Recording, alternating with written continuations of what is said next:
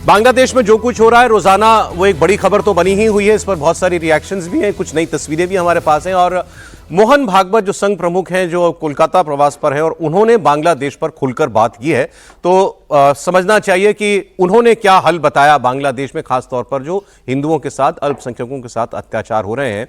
तो आपको पहले बताते हैं कि जो सबसे बड़ा मुद्दा वहां उठा, कैसे एक झूठे आरोप में ईश निंदा के एक युवा हिंदू फैक्ट्री में काम करने वाले सामान्य घर के लड़के को फैक्ट्री से खींचकर निकालकर मार डाला गया। और यह भी पता चला कि वो पहले उसको पुलिस के हवाले किया गया था, फिर पुलिस ने ही उसको हैंडओवर कर दिया भीड़ के।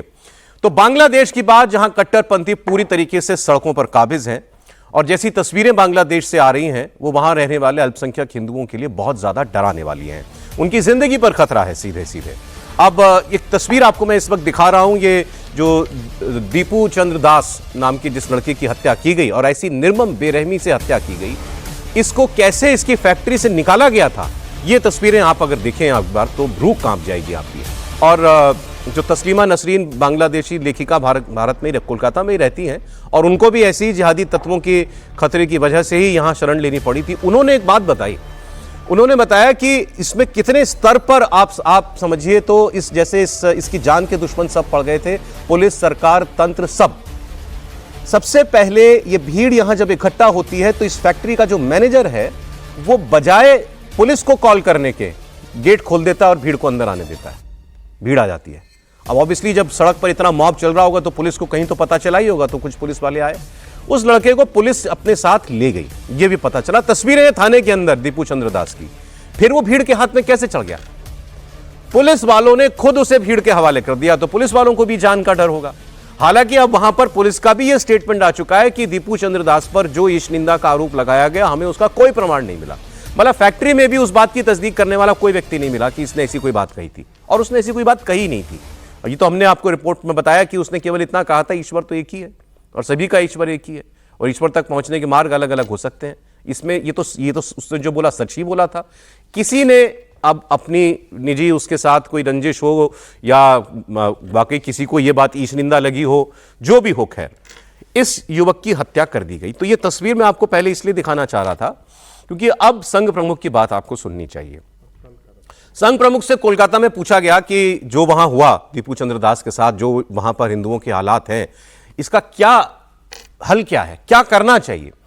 तो उन्होंने कहा कि देखें, अब जो हो रहा है वाकई इसके लिए कुछ करना तो चाहिए, लेकिन हम एक अलग देश हैं, वो एक अलग देश है और सरकार भी जो कुछ करना चाहती होगी कर ही रही होगी। कुछ चीजें बताई जाती हैं, कुछ चीजें बताई नहीं जाती, तो सरकार भी अपने प्रयास कर रही होगी। लेकिन भारत और दुनिया भर के हिंदू अपने स्तर पर मर्यादा में रहते हुए बांग्लादेश के हिंदुओं की जितनी मदद कर सकें, जैसे भी करनी चाहिए, करें। और दूसरा, उन्होंने बांग्लादेश के हिंदुओं को भी एक संदेश दिया, सुनिए। वहां माइनॉरिटी है एकदम, वहां जरा कठिन है, फिर भी जो मैक्सिमम बचाव हो सकता है उसके लिए वहां के हिंदू को इकट्ठा रहना पड़ेगा और दुनिया भर के हिंदुओं को अपनी मर्यादा में रहकर उनकी कितनी मदद कर सकते हैं, जो और जितनी कर सकते हैं उतनी सब करनी पड़ेगी, हमको भी करनी पड़ेगी और हम तो वो कर रहे हैं। बाकी हिंदुओं का एक ही देश है, भारत देश, तो भारत की सरकार को इसका संज्ञान लेना पड़ेगा, कुछ करना पड़ेगा। कुछ कर भी रहे होंगे, कुछ बातें बताई जाती है, कुछ बताई नहीं जा सकती। अब जो वो कह रहे हैं कि अपने स्तर पर मदद करें और भारत सरकार भी कुछ कर रही होगी, लेकिन क्या जा सकता है प्रोफेसर साहब? देखिए, मुझे लगता है लड़ना तो आप ही को पड़ेगा। ऐसा तो है नहीं कि भारत के हिंदू जाकर के बांग्लादेश के अंदर लड़ाई कर रहे हैं। और मैं बार बार फिर यहाँ पर एक गांधी को कोट करूँगा, और आप ये मत बोलिएगा कि इतिहास में चले जाते हैं। गांधी ने कहा था, शायद उनको भी एहसास होगा, average Muslim is a bully and average Hindu is a coward.